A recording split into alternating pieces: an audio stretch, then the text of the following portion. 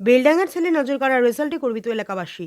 বেলডাঙ্গার প্রত্যন্ত এলাকার এক সাধারণ পরিবারের ছেলে ডাব্লিউবিসিএস পরীক্ষায় উত্তীর্ণ হয়ে নজর কাড়ল জেলাবাসীর। মুর্শিদাবাদ জেলার বেলডাঙ্গা থানার জানকীনগর গ্রামের নিফাজ শেখের পুত্র আলমগীর হোসেন ডাব্লিউবিসিএস পরীক্ষায় র্যাঙ্ক করেছেন 20। ডাব্লিউবিসিএস পরীক্ষার রেজাল্ট বেরোতে খুশির হাওয়া আলমগীরের পরিবারে। গর্বিত পরিবার সহ গোটা গ্রামবাসী। বেলডাঙ্গা থানার জানকীনগর গ্রামের প্রথম ডাব্লিউবিসিএস অফিসার হলেন তিনি। একদম বিনা কোচিংয়ে নিজের বাড়িতে পড়ে ও বন্ধুদের সঙ্গে গ্রুপ স্টাডি করে সফল হয়েছেন তিনি। ইতিমধ্যেই তাকে শুভেচ্ছা জানালেন পরিবার, পরিজন ও বন্ধুরা। আলমগীর হোসেনের সাফল্যে গর্বিত বেলডাঙ্গা তথা মুর্শিদাবাদবাসী।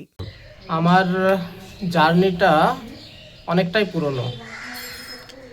আমি জার্নি শুরু করেছিলাম আমার মাস্টার ডিগ্রি কমপ্লিট হওয়ার পর 2016 এন্ড, যখন আমার মাস্টার ডিগ্রি শেষ হয়। তারপরে আমার মনে আছে 2016 সালের অক্টোবর মাস বা নভেম্বর এরকম হবে, সেই সময় আমি স্টার্ট করি যে ডাব্লিউবিসিএস অফিসার হব, এই স্বপ্ন নিয়ে শুরু করি। আজ 2026 সালের প্রথম এই দীর্ঘ যাত্রার পর আমি সফল হয়েছি। আমি ফার্স্ট অ্যাটেম্প ছিল প্রিলিমিনারি 2017, আর 2023 সালে যেটাই আমি উত্তীর্ণ হয়েছি সেটা আমার ইন্টারভিউ সেকেন্ড অ্যাটেম্প ছিল। এটা কত র্যাঙ্ক হয়েছে? আমার ডাব্লিউবিসিএস এক্সিকিউটিভে 20 র্যাঙ্ক হয়েছে। তাহলে আপনি কোন পদে এখন মানে চাকরিটা পাবেন? ডাব্লিউবিসিএস এক্সিকিউটিভ মানে বিডিও যেটা বলা হয়, বিডিওতে পেয়েছি। বা ফার্স্ট পোস্টিং ডিএমডিসি প্রফেশনাল হয়, তারপরে বিডিও পোস্ট। মাধ্যমিক দিয়েছিলাম আমি 2009 সালে। তখন কি রেজাল্ট আপনার কীরকম ছিল? মাধ্যমিক, এইচএস, গ্র্যাজুয়েশন? আচ্ছা, হ্যাঁ, একটু বলি। আমি মাধ্যমিক এবং এইচএসে খুবই একদম সাধারণ স্টুডেন্ট ছিলাম আমি। মাধ্যমিকে আমি পেয়েছিলাম 480, মানে 60%। উচ্চ মাধ্যমিকে পেয়েছিলাম 351, মানে 70%। মাধ্যমিক, উচ্চ মাধ্যমিক, গ্র্যাজুয়েশন স্কোর ভ্যারি করে না। ডাব্লিউবিসিএস এ বসতে গেলে যেটা লাগে সেটা হলো গ্র্যাজুয়েশন পাস করলে সে বসতে পারবে।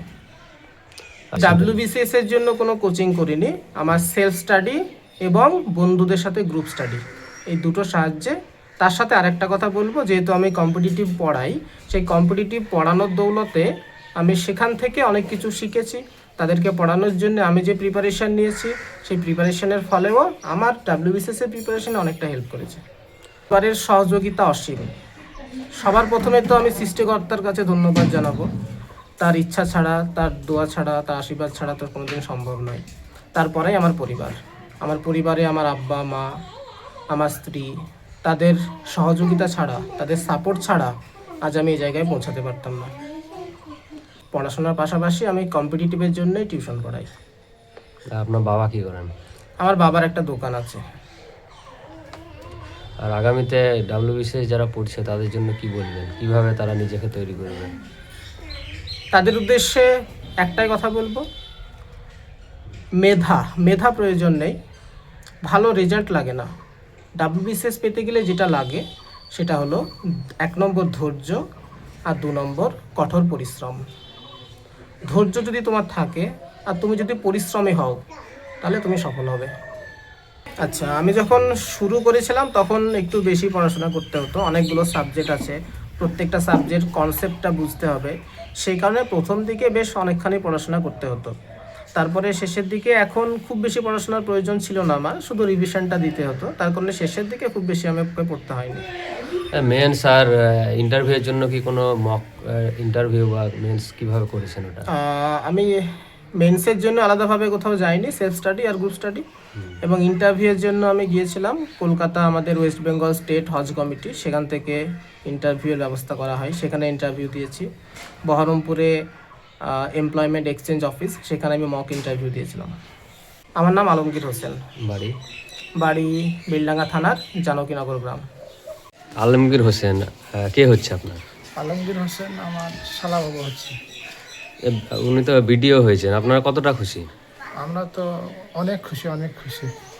আমরা তো এটা আগে থেকেই আমরা বুঝতে পেরেছিলাম যে আলমগীর কিছু একটা করবে, বড় কিছু আশা রেখেছিলাম, তো সেটা আজকে সফল হয়েছে উনি।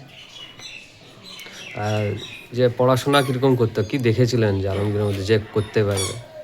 হ্যাঁ, পড়াশোনা আগে থেকে পড়াশোনা করতো, তো এমনি পড়াশোনাও মোটামুটি ভালোই ছিল। আর এমনি কোচিং টোচিং এগুলো সব করাতো, ওখান থেকে মানে অনেক কিছু শিখেছে। কি নাম আপনার? আমার নাম আমজাদ শেখ, বাড়ি? বাড়ি বুড়ো বস্ত্রপাড়া। আপনার স্বামী ভিডিও হয়েছে, কতটা খুশি? প্রচুর খুশি, মানে অনেক কষ্টের ফল, প্রায় 10-12 বছরের কষ্টের ফল। যে কিভাবে পরিশ্রম করতো, কি দেখেছেন আপনি? আপনি তো সবসময় সঙ্গে ছিলেন। হ্যাঁ, মানে আগে আমাদের বিয়ের আগে তো প্রচুর পড়েছে। তখন বলতো যে মোটামুটি সারাদিনে 13 ঘন্টা 14 ঘন্টা পড়াশোনা করতো। তার পাশাপাশি মাদ্রাসা, একটা ছোট মাদ্রাসায় পড়াতো। আর তারপরে এখন ওই কোচিং করাতো ডিফেন্সের। আর এমনি ওই গ্রুপ স্টাডি, বাড়িতে সেরকম পড়াশোনা কমই করতো। গ্রুপ স্টাডি আর রুমে ওই বন্ধুদের সঙ্গে করতো, সেলফ স্টাডি ওইসবই করতো। যে মনে হতো যে কোনোদিন যে ভিডিও হবে আপনার স্বামী? হ্যাঁ, বিশ্বাস ছিল। মানে আমিও পড়াশোনার সঙ্গেই যুক্ত এখনও। মানে আমার আর ওর সঙ্গে তুলনা করে বুঝতাম যে হ্যাঁ, ও কতটা মানে বেশি জানে। সেই হিসেবে মানে বিশ্বাস ছিল যে একদিন না একদিন হবেই। যে কতটা খুশি আপনারা এখন? আমি, আমার পরিবার সবাই অনেক খুশি যে আমাদের গ্রামে প্রথম WBCS এবং BDO, সেই হিসেবে গ্রামের সবাইও খুশি। কি নাম আপনার? আমার নাম নাসিমা খাতুন। আপনার ছেলে আজ ভিডিও হয়েছে, কি বলবেন এ নিয়ে? কতটা খুশি আপনারা? আমি অবশ্যই যাহাই খুশি।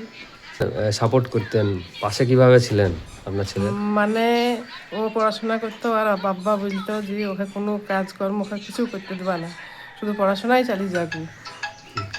আর আব্বা তাই বলতো। আর আব্বা কোনো হুকুম করতো না, কোনো দোকানে কাজ থাকলেও রাখতো না। পড়াশোনা বাড়িতে করতো, আবার ওই সেন্টারে বেশি পড়াশোনা করতো। সেন্টারে চলে যেত, যেখানে করতো। কোনো সময় দেখেছেন যে ভেঙে পড়েছে বা কোনো হতাশ? কারণ অনেক এই যে জার্নিটা অনেকটাই তো বেশি, অনেক খুবই জার্নি করছে, খুব কষ্ট করছে। আপনার নাম? আমার নাম সালেহা বেগম।